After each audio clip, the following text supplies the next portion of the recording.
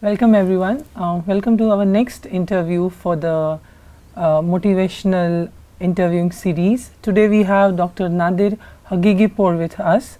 He is professor at University of Hawaii in the Institute of Astronomy. He has been involved in this profession since more than 20 years, I guess. Yeah.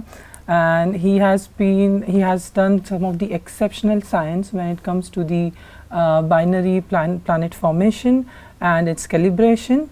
He has also an asteroid was named after him for his contribution towards science, and he has also he's been also associated with so many students throughout his careers.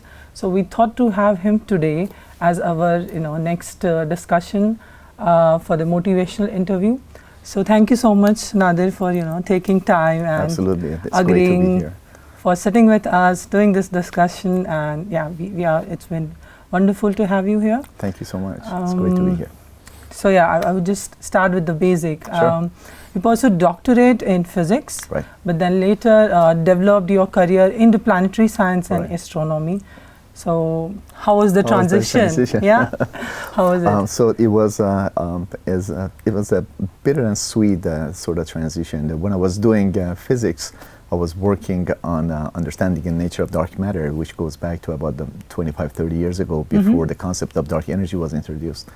And so what happened was that, unfortunately, about 75% through my PhD project, when I was working on dark matter, quantum cosmology, and all that physical aspects of it, my PhD advisor died, and so I was left with what to do. And fortunately, there was another professor who was serving as my second advisor. He was willing to take me on, and that professor was an expert in classical general relativity and was working on understanding the interaction between gravitational waves and two-body systems, like, for instance, Earth-Moon system or binary star systems. And so he put me on a project that had to do with the interactions of multiple planets with a resistive medium. Okay. And that way I got introduced to celestial mechanics and to numerical simulations, to planet migrations and all that. And that switch happened. Within a year I was doing planetary science. Yeah. Right. All that was before the extrasolar planets were discovered. But when I was working on planetary science, on celestial mechanics, my main goal was to develop a mathematical technique to understand planets, orbital evolution of the planets, especially when they are in mid-motion resonance with one another. But then later on, when extrasolar planets were discovered, I noticed that the citation to my paper is for what came out of my numerical work that shows planets can interact with their medium and migrate and get captured into resonance. And then that was when the light bulb went on that, I'm actually doing planetary science and something related to extrasolar planet and planet migration. Right. Yeah. So as I could understand, so initially you had no idea or no thoughts that you will go into this field, Right. but you still working in this. Right. And so how was your experience, and like what motivated you? Because as you said, your just advisor died, and then there is this long journey. That is so true. what motivated you to be on this field and do all this complicated science out of it? So several things happened. As I said, as I was working on my PhD, extrasolar planets were discovered, and that helped to put my work, especially my theoretical work, in the context. And so that was one direction that I decided to go. And at the same time, it was that Kuiper Belt objects have been discovered in our solar system. New models were being developed for understanding formation of our solar system. So that also helped me to put my work, especially in the celestial mechanics of my work, the dynamics part of my work, put in the context, bigger context of our solar system, extrasolar planets. And along as I was trying to find my way and sort of incorporate my dissertation project into all this, something interesting happened. I was listening to CNN News, and they said that astronomers have discovered a circumbinary planet, a planet that goes around 2 stars at the same time. So that caught me by surprise, and I became interested in that, and that goes back to early 90s. And then I started working on that. Started working with them, in the past early 90s or even before that. There was some work on probability of planets with 2 or more stars. But most of those work was at the level of theoretical work applying to hypothetical systems. So extrasolar planets, now that extrasolar planets have been discovered, then they give a context to search for possibility of planets in multiple star systems. And so that actually opened a new door. So now I have all these venues applying my work to solar system formation, also understanding the orbital evolution of extrasolar planets and working on planets in binaries. Okay, so this is something really a great journey, I would say. And you are also associated with the teaching profession as well. So obviously you come in contact with the student quite often, and since long time you are doing it. So what changes do you feel when it comes to like bachelor's to undergrad or postgrad or even PhD students? How the changes in the students' mentality, their problem-solving approach, or their professionalism?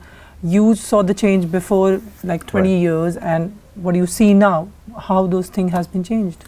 The advent of and the progression of technology has contributed quite a lot. So some 25-30 years ago, when I was teaching, the teaching was primarily limited to chalkboard and the textbooks. So most of the teaching was done in the classroom to students, and it was what they get from the class. So you had to tune your teaching to their background and their understanding and all that. But as modern technology progressed, students' knowledge prior to coming to class also advanced. So now you are right. So now you are dealing with the students that may not be doing physics or astronomy, but they have heard of a lot of advancement in physics, a lot of detections, a lot of discoveries in astronomy, and they come in with this knowledge that they have. So now what you have to do is that to develop an understanding of what they know, and if it is not in the right direction, find a way to put it in the right direction, so not only is scientific, it also agrees with the notions that they have. So this is the trend that teaching has been going on for the past 20, especially during the past 10 years, that internet became quite popular, and people have access to it at everywhere at any time. So knowledge has spread, even though it is not academic. No, as a teacher, you have to make sure that you put that knowledge in the right direction, give it the academic direction, so it has foundation, solid foundation as well. So that has been the journey that we have been going through the teaching. Oh, that's really lovely observation, I would say. And so throughout your long, thriving career, obviously, being a researcher and a scientist, not all the days are same. Some days we feel like the top of the world, and some days you feel like, what have I done today? So there are always tough days, and there are always days where we have something really positive energy. So when you had your tough days in your career, and when you had your struggle days, what was there in your mind? Like what kept you going at that time? Because it gets sometimes, things get really difficult sometimes to so push ahead. So the good days are always good, and the off days, I keep myself motivated by, well, the good days are coming, and if necessary, just get out of the office and do something different. Do sports and play music and do something very different. Take care of the house chores, something different that helps you to go through the day without feeling down, and prepares you for the next day. That's right. So I heard that you had also the wonderful days, wonderful advisors during your postdoc and once you finish your PhD. So what advice did you receive from your advisor during those days? Because I understand that being in healthy environment and having good colleague as well as good advisor can sometimes just change perspective on a larger scale, and which is really needed in nowadays where early career feels so many pressure, stress, putting their best, putting out the publications. So what advice they gave you when you were struggling, and if you would like to share with the students? I think the best, I had the fortune of working with some of the best scientists in the field, and I considered them as the giants that I stood on their shoulders. People like Alan Boss and George Wetherell. I owe my career to them. So that's lovely.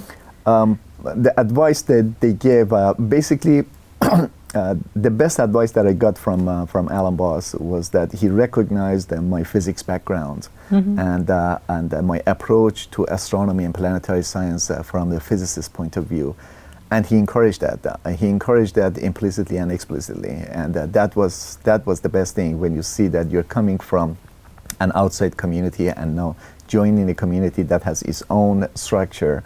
But with a different mindset, and there is someone who understands you, recognizes that your mindset, and helps you through it, and more importantly, promotes that. And that was the best that I received from my because PhD advice. It's really good to have a good advisor during early stage of our career where we are struggling and we are trying to settle down.